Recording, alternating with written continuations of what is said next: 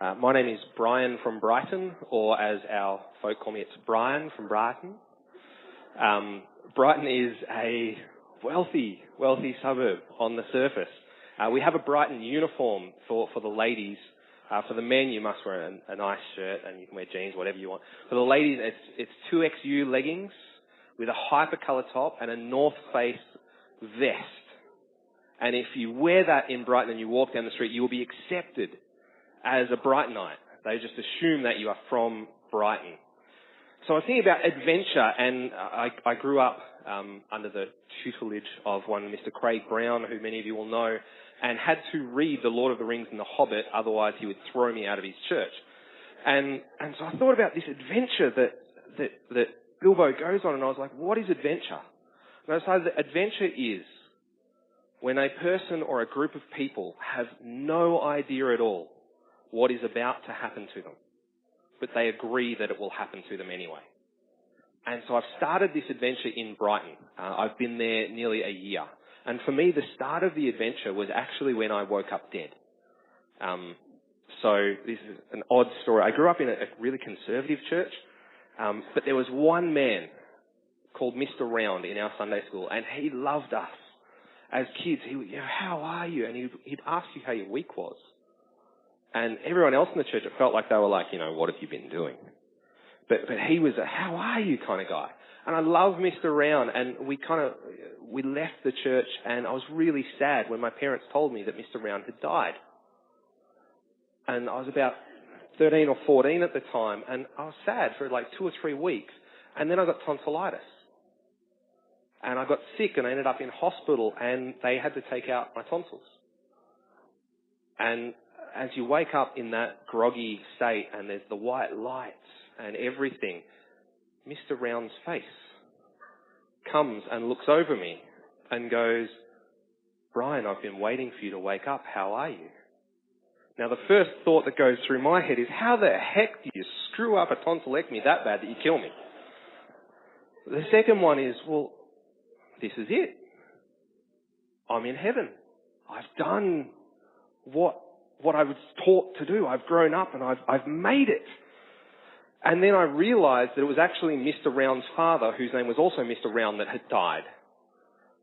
And you've got to be clearer with your kids, because when you tell them Mr. Round has died and you mean his dad, it just gets so confusing. And you're on like the grogginess so, I go back to sleep thinking, well, I'm in heaven, that's all good. And eventually figure it out that I'm not dead, thank goodness. And so that's where the adventure started. I was like, so I've made it. I made it to heaven. That's it. I'm done. And then realized, well, I haven't. Was that it? If that had been it, was that the goal? Was the goal for me to just live my little Christian life so that I get to heaven? And I started asking questions, and that's where the adventure started. Maybe the gospel wasn't just Jesus died for your sin and you get to heaven and forget everyone else. And the adventure started with Brighton in 1886 for the church. And the church started as this idea. A group of 2 families got together and they had this idea. Sorry, the stage is higher than I thought. I thought I'd be able to reach that, but I can't. They started with this idea. They were like, let's build a church. And this is what a church is supposed to do. It's supposed to look like this. It's supposed to function like this. And they got it, and they're like, this church is great. And they went along for a while, and suddenly the church starts growing and growing. And they had to build a new building. And so we've got one building that's built in the 1800s. It's kind of falling down. And another one built in the 1920s. It's beautiful. And this church sort of went along. And then what happened was the bristles of the broom started to wear out. And so they replaced them. And it was still the same broom, but just different bristles. And then they went along and they kept functioning, and suddenly the handle started to wear out. It didn't work anymore. So they got rid of the handle and they replaced that, and it was the same broom. And they kept growing and changing until they had a period where they had about 9 ministers in 9 years. And the broom changed so rapidly that they started to look back and go, we liked the old broom. This is a different broom. And they started to get the old broom back, and they started to lean on the old broom. And that was what happened with their adventure. And suddenly the church wasn't being the church anymore. It had lost that hope, that compassion.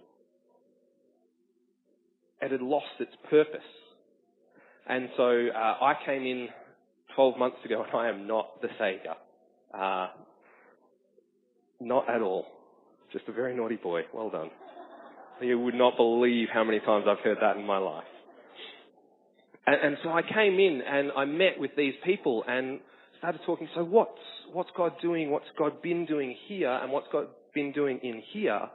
And how are those two things going to line up?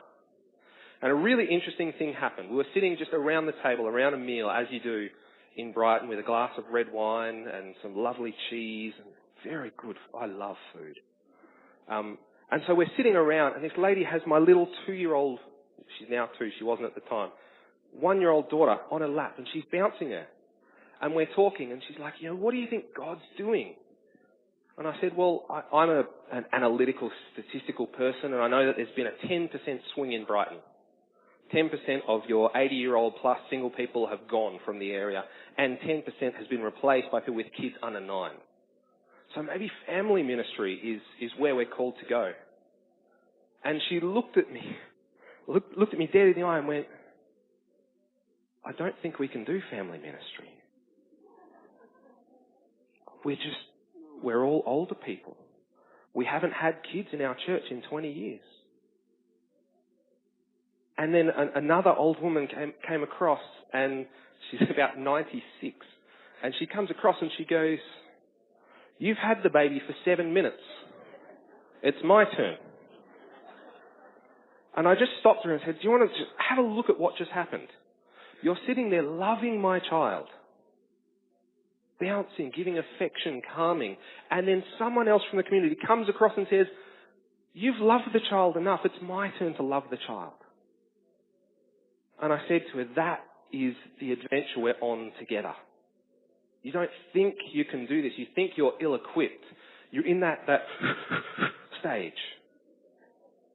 But really, you know how to love.